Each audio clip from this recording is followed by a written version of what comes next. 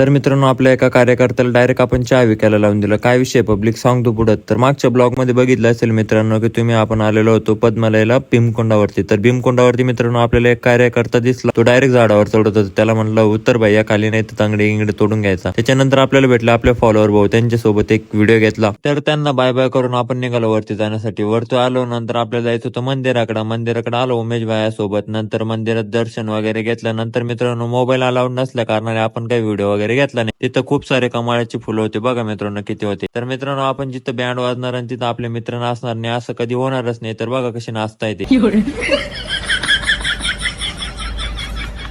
तर मित्रांनो तुम्हीच बघा राहुल भाऊ काय म्हणतो.